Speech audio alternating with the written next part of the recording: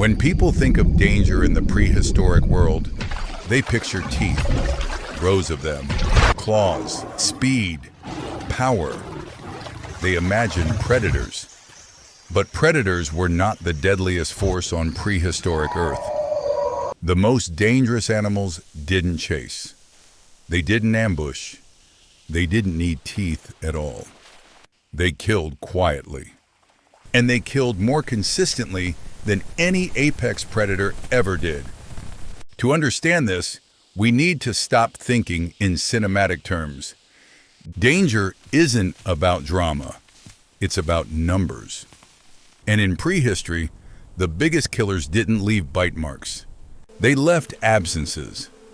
Let's start with a simple truth. Most animals in the fossil record were not killed by predators. They died from failure. Failure to eat, failure to breathe, failure to move.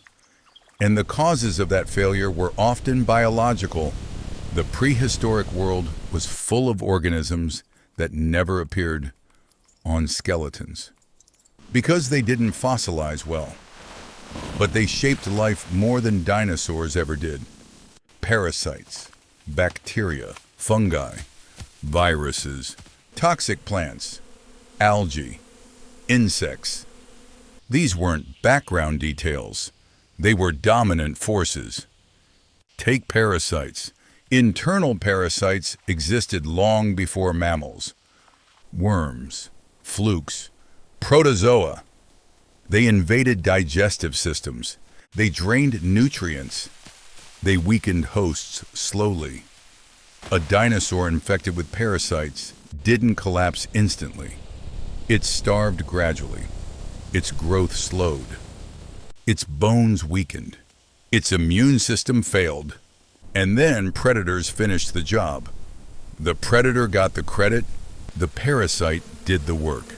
Now insects, often ignored, always underestimated. Blood-feeding insects existed long before flowering plants dominated Earth. Mosquito-like insects, ticks, biting flies. They spread disease. They weakened animals already under stress. They infected wounds. In dense prehistoric ecosystems, insects didn't come in small numbers. They came in clouds. An injured animal couldn't escape them. Open wounds became infection sites. Infections became systemic. Systemic failure followed.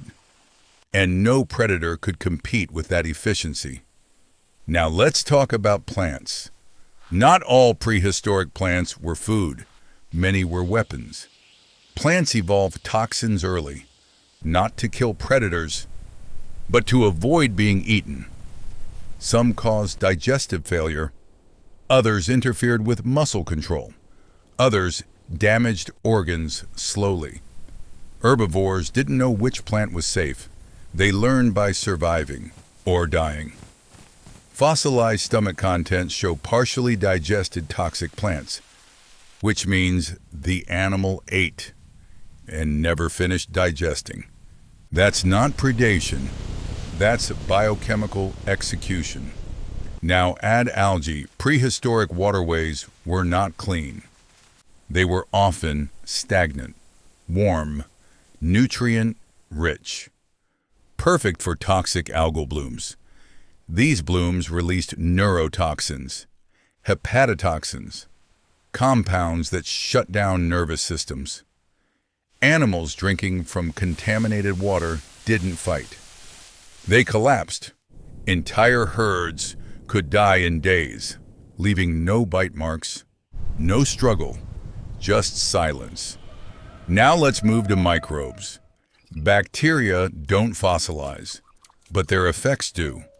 Bone lesions, inflammation, septic arthritis, osteomyelitis.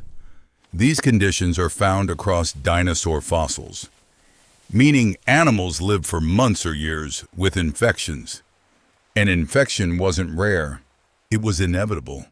In a world without antiseptics, every wound was dangerous. Every scratch could be fatal. Predators bit prey. prey survived.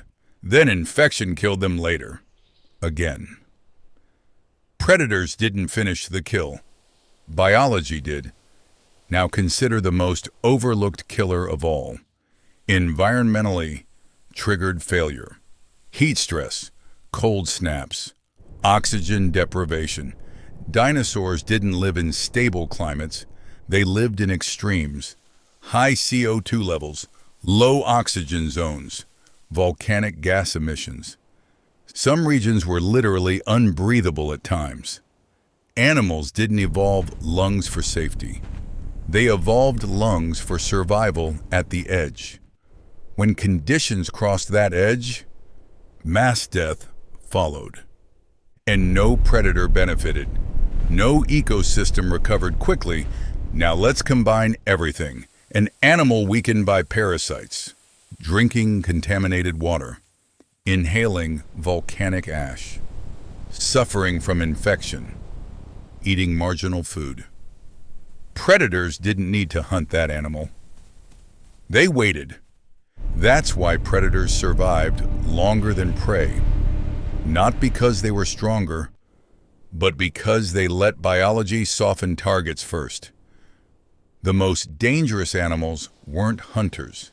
They were invisible. And here's the most unsettling part. These killers didn't evolve for violence. They evolved for efficiency. Parasites don't want to kill hosts quickly.